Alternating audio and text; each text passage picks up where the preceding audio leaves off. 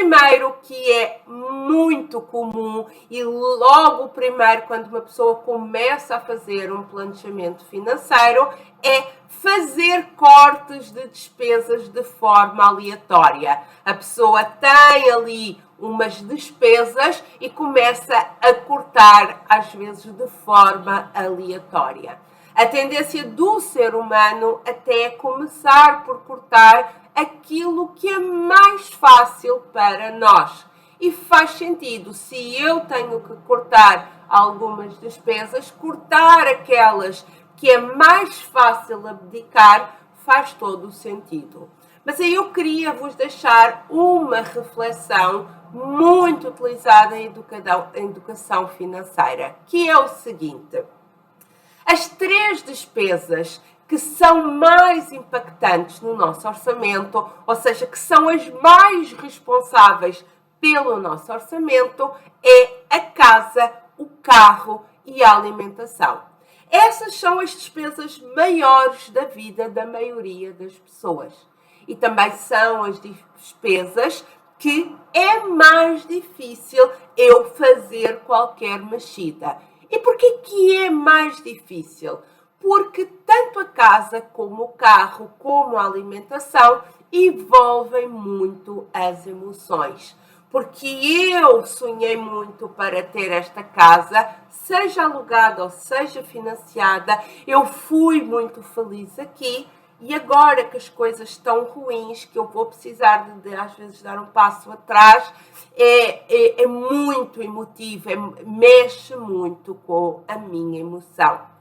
O outro é o carro. O carro deveria ser, em teoria, apenas para eu me deslocar do ponto A ao ponto B, mas acabou também por ser um objeto de status, para eu mostrar que estou bem, que sou uma pessoa de sucesso aos outros.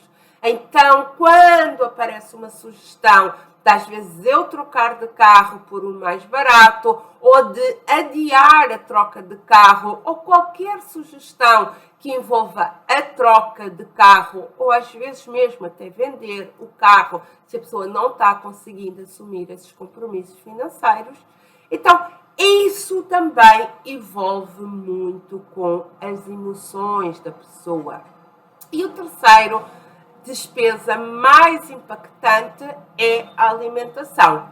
Nós temos determinados hábitos alimentares e quando é preciso nós reduzirmos as despesas, nunca ninguém pensa em reduzir na alimentação, porque nós precisamos de nos alimentar.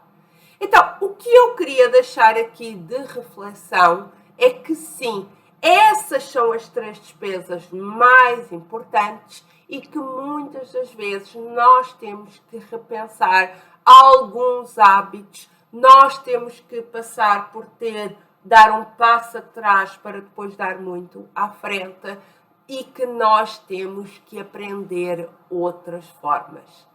A maioria, a grande maioria das pessoas que chega às minhas mentorias não tem um orçamento para alimentação. Então, gasta aquilo que já tinha hábito comprar e as coisas continuam encarecendo e, naturalmente, que as despesas de alimentação continuam também a aumentar.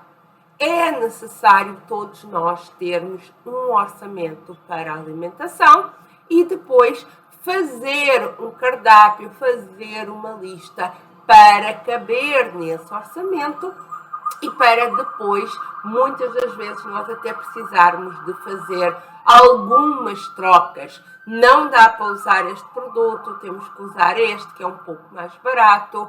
E tudo isso eu entendo que é complicado no início, porque requer muita emoção.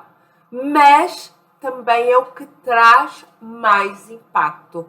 Se casa, carro e alimentação são as 3 despesas maiores e que levam uma boa parte do nosso orçamento, apesar de serem as mais difíceis de mudar, também são aquelas que trazem uma maior mudança no orçamento.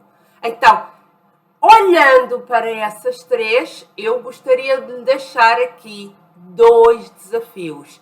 Primeiro, veja se dentro dessas 3 despesas se tem desperdícios, se, por exemplo, o carro não está sendo utilizado em excesso ou se não está sendo utilizado como um objeto para mostrar status ou sucesso e nada disso acaba por ser valorizado por você. E veja se não está tendo desperdícios, tanto nas despesas de casa. Aprenda se você mora de aluguel, se é possível renegociar o aluguel e muito cuidado com os desperdícios da alimentação.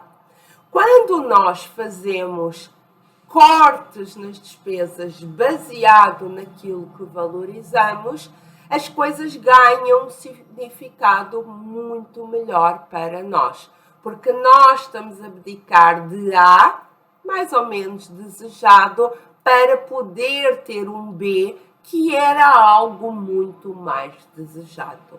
Então, se para resolver este erro, que é fazer cortes de despesa de forma aleatória, eu vou lhe dar 2 caminhos. Primeiro vai ter de ser pela quantidade de despesa, e aí você vai ter de atacar os 3 maiores vilões do nosso orçamento, que é a casa, o carro e a alimentação.